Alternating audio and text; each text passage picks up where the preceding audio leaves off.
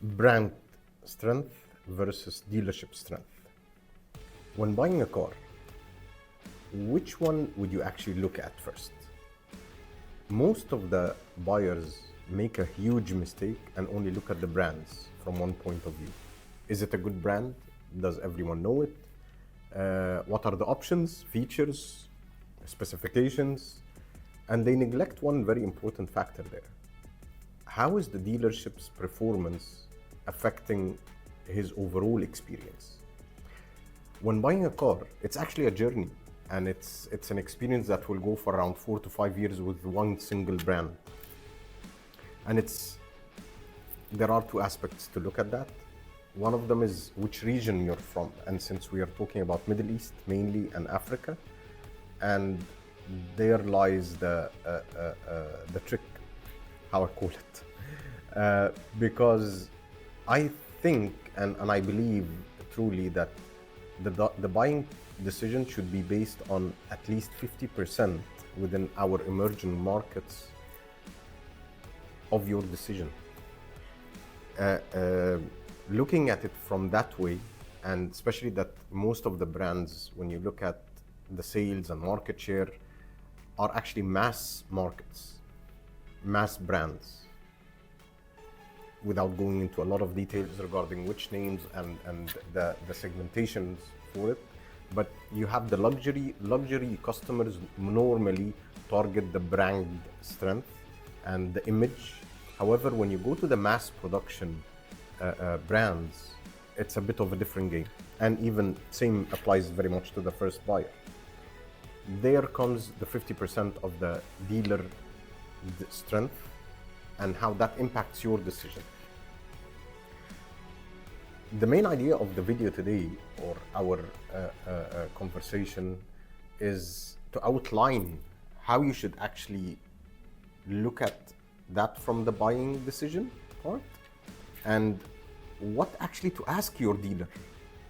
There are three main factors there when you're going to buy a car, and customers don't normally go and talk about them, which is the spare parts, service, and delivery service level.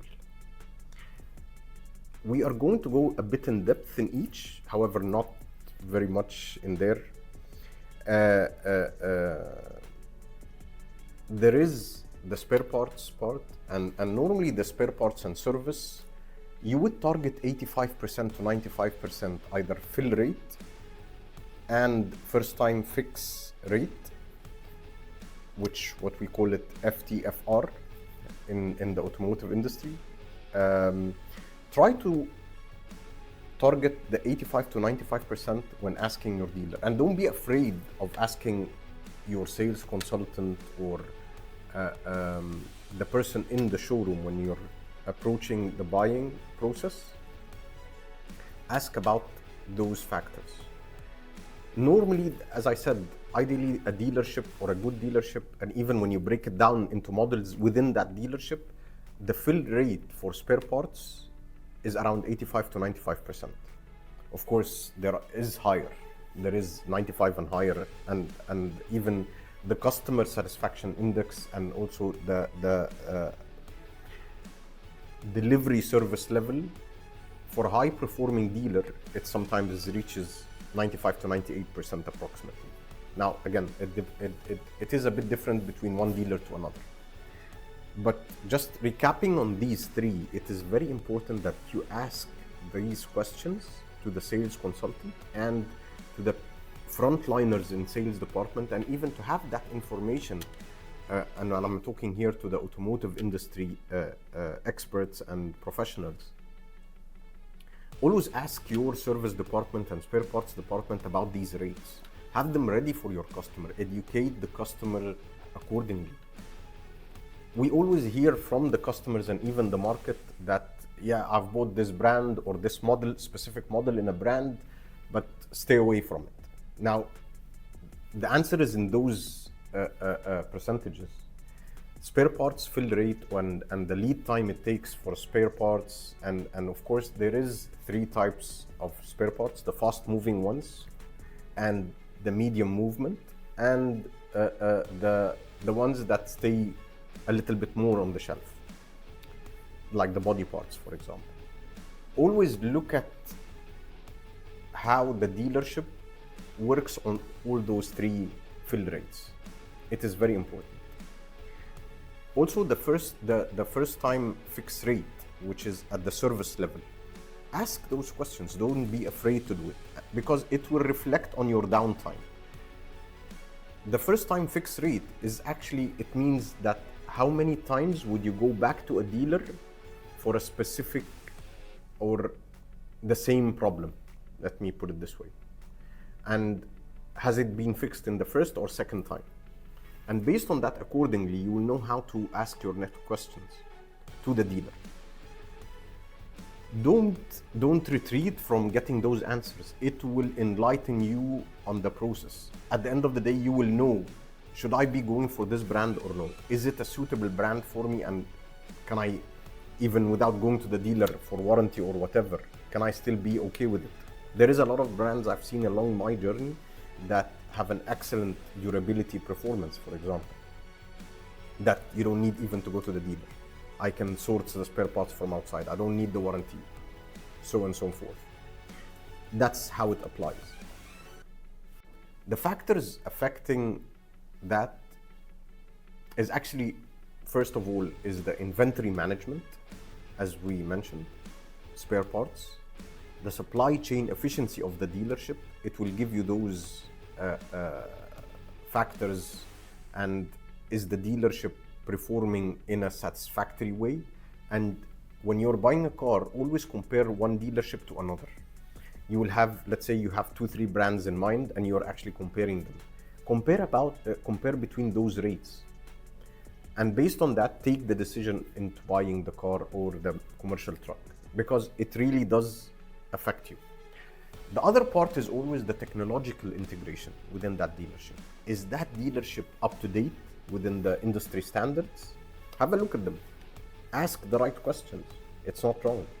And also for the dealers, don't be afraid into going into competition. Believe in yourself. That always identifies for you the gaps and what points you need to identify and work upon to be better. One other very important part is the dealer training. Skilled workers and skilled employees. These will always govern how you will look at your buying decision. It will tell you more about the dealer. It will tell you what is the point you need to address and what are you going to face in the future, for example. The last point which we'll be talking about is the OEM support. Is that brand having an OEM proactive support within the market? Are they taking countermeasures whenever there is an issue? Or is it just the customer has bought and that's it? Now, a message to the dealers. There are multiple strategies also in addressing these points.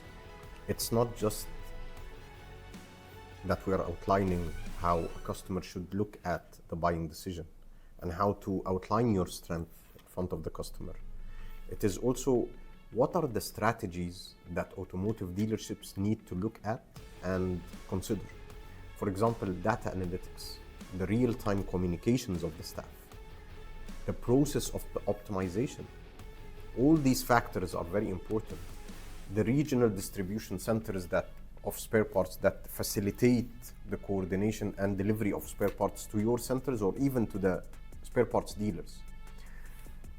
The most important part over and above these points is the customer-centric policies and approaches into solving any problem. Most of the dealers, they tend to have strict policies or a policy that they try to enforce or have it in place, thinking this is the best approach going forward. But believe me, the only dealers who have succeeded over the years are the ones who tailor their policies to be customer-centric. So to recap, there is the data analytics, real-time communication process optimization, and the distribution center, all alongside with the customer-centric policy. This is the strategy going forward for optimizing a dealership's performance. Now, a very important advice to customers to recap. Always ask your dealership. Ask about that information. Don't be afraid, because it's already been this same practice for most of the B2B customers. They do ask about these factors. They ask about the fill rate. They ask about the first time fix repair part. They don't leave all these factors behind. They tend to gather all the information. At the end of the video, I just want to outline a very important factor. You buy the car once, you visit showroom once, at least, which is at the end of the day a buying decision which you've taken once. But normally for service, you visit the service center at least once every 6 months. So over a span of 5 years, you have around 10 to 12 visits approximately, and therefore think about it very well. You're going to buy a car, one visit for buying, and around 12 to 15 visits approximately over a span of 5 years. Do you want it to be a nice journey, or do you want it to be a headache? Always think of it from this side.